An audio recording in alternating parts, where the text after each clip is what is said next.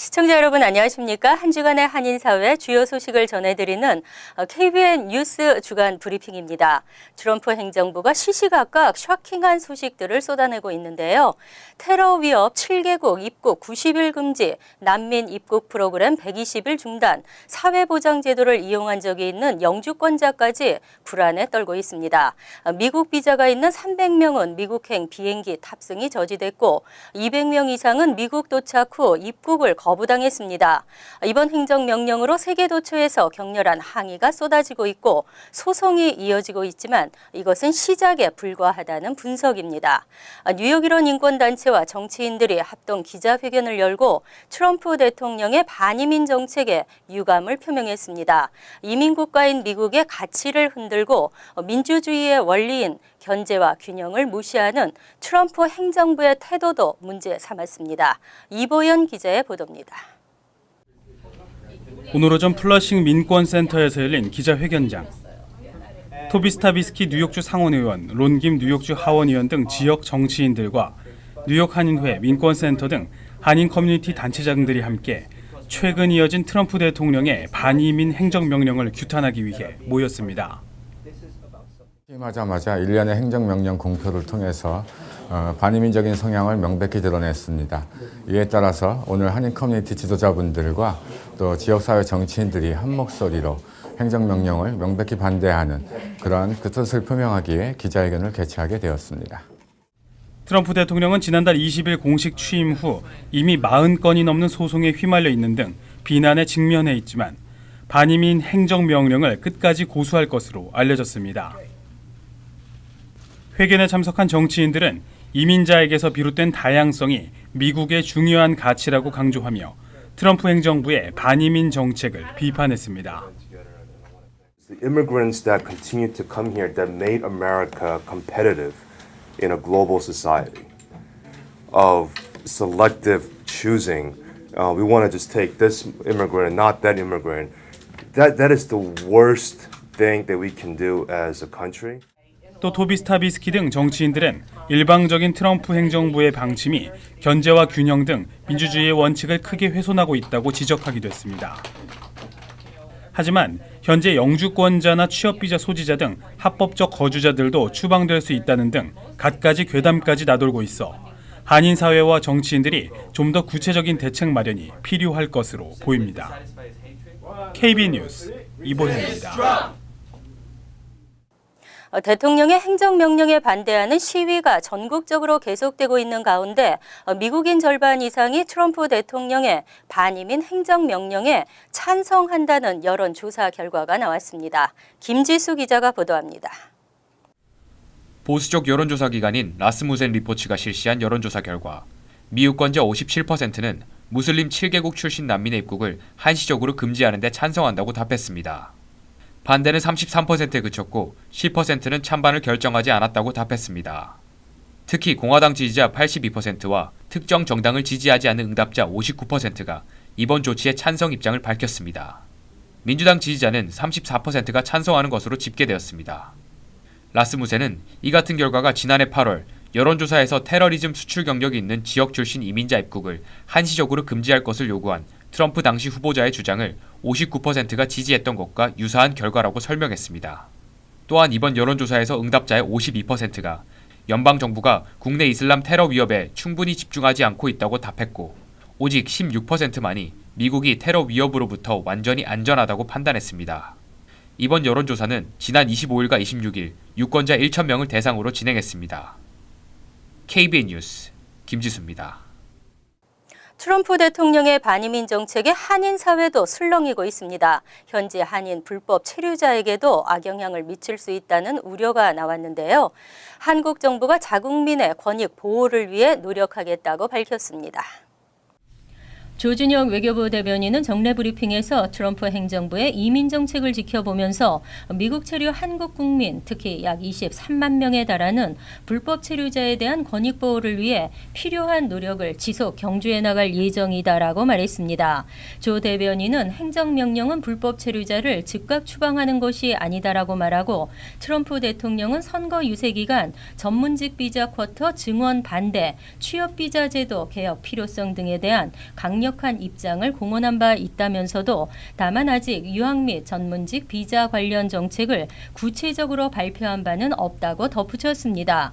조 대변인은 외교부로서는 정책이 구체적으로 입안되는 것을 보아가면서 한국 국민의 권익 보호를 위한 방안을 여러 각도로 검토해 나갈 예정이다라고 강조했습니다. 조 대변인은 트럼프 행정부의 행정명령 자체에 대한 한국 정부의 기본 입장에 대해서는 그것에 대해서는 가진 자료가 없다고 답했습니다. 재외 국민들의 민원 처리가 점차 개선되고 있습니다. 3월부터는 한국 운전 경력 증명서를 재외 공간에서도 발급받을 수 있게 됩니다. 지난달 31일 한국경찰청은 오는 3월부터 재외 공간에서도 운전 경력 증명서를 발급할 수 있도록 했습니다. 국외 체류하는 국민이 현재 한국 대사관을 방문해 영문 운전 경력 증명서를 무료로 즉시 발급받는 제도로 외무부와 협의를 거쳐 도입하게 됐으며 경찰청은 재외 국민의 불편을 해소하는 차원에서 새 제도를 도입한다고 설명했습니다. 영문 증명서도 무료로 발급됩니다. 운전 경력 증명서는 교통 법규 위반 이나 사고 이력 등을 조회할 때 필요한 증명서입니다. 지금까지 미주 한인이 운전 경력 증명서를 발급받기 위해서는 한국에 사는 가족이나 친지를 대리인으로 지정해 증명서를 받고 이를 다시 국제 우편으로 받아야 했기 때문에 최소 3일에서 길게는 6일까지 걸렸습니다. 경찰청 관계자는 제도 개선으로 영문 운전 경력 증명서 발급 및 국제 우편 송달 비용이 한국 기준 3억 원 가까이 절감될 것이라고 말했습니다. 한인 이민사 박물관 공사가 27일 본격 시작됐습니다. 완공된 이민사 박물관에서 3.1절 행사를 개최하는 것을 목표로 늦어도 2월 말에는 공사를 마무리하겠다는 계획입니다. 뉴욕 한인회가 한인 이민사 박물관 공사를 위한 본격적인 철거 작업을 시작했습니다. 한인회관은 30일 지난 27일부터 뉴욕 한인회관 6층 강당에 대한 철거 작업을 시작했다고 밝혔습니다. 한인회는 오는 3월 1일 행사를 이민사 박물관에서 개최하는 것을 목표로 1차 공사는 오는 2월 말까지 끝마칠 계획입니다. 한인 이민사 박물관은 뮤지엄 오브 코리안 아메리칸 헤리티지의 앞글자를 따 목화라고 명명되며 이민관과 전쟁관, 독립관, 금속활자본인 직지심체, 유절, 홍보관 등으로 꾸며집니다. 뉴욕 한인사회의 이민 역사를 한눈에 볼 수 있도록 구성됐습니다. 뉴욕 한인회는 박물관 건립을 위한 예산 약 150만 달러 중 지난 1월 13일 개최한 뉴욕 한인회 밤 행사를 통해 19만 8천여 달러의 기금을 모금했습니다. 나머지는 한인사회 모금과 한국 정부의 지원, 뉴욕시 정부의 매칭 펀드 등으로 충당할 예정입니다. 당초 예정된 공사는 공사 퍼밋 문제로 다소 늦어졌습니다. 하지만 김민선 회장은 3.1절 행사에 맞춰 공사를 완료할 수 있도록 최선을 다하겠다고 말했습니다.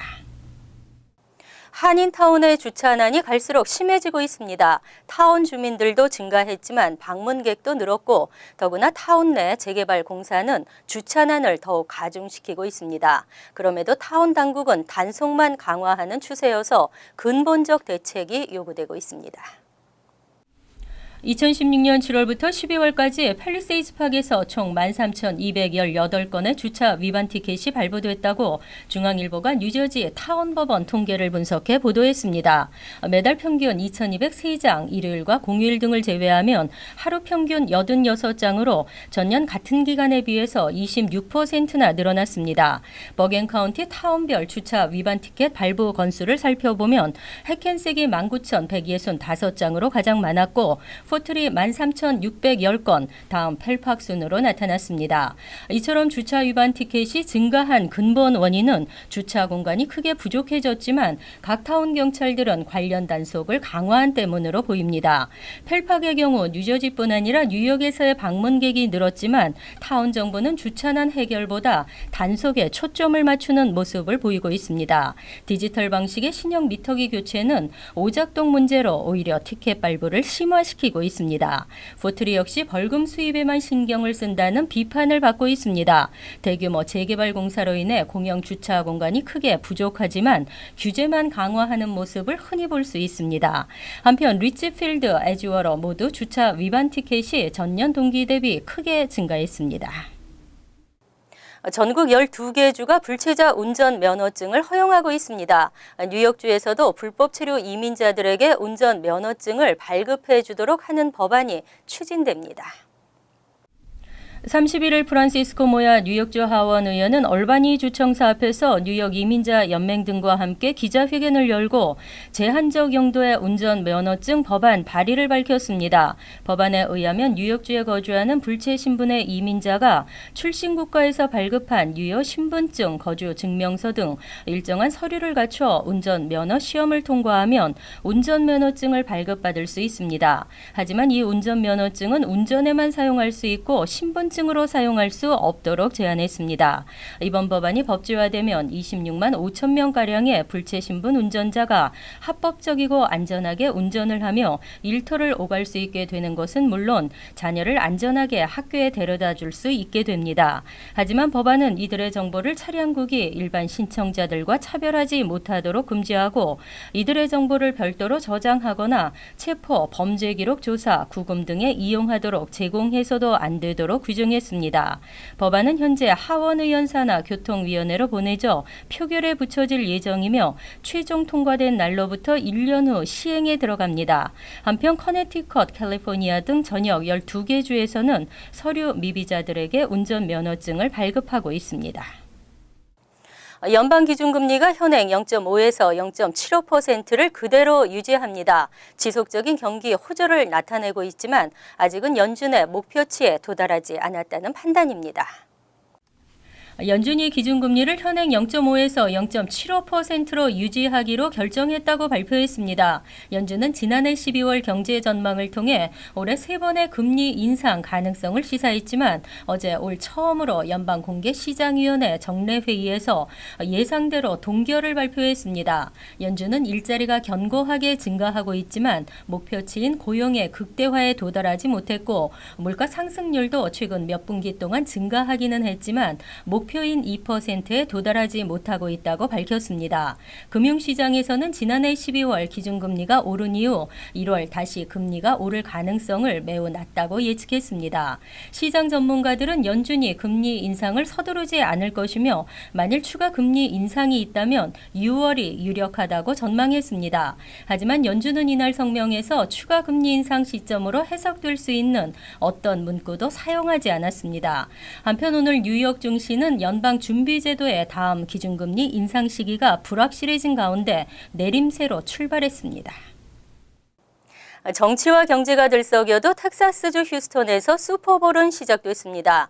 한 온라인 매체는 슈퍼볼이 미국의 분열과 모순을 완벽하게 압축하고 있다고 말했는데요. 슈퍼볼이 예년처럼 떠들썩한 축제로만 남을 수 있을지 의문입니다.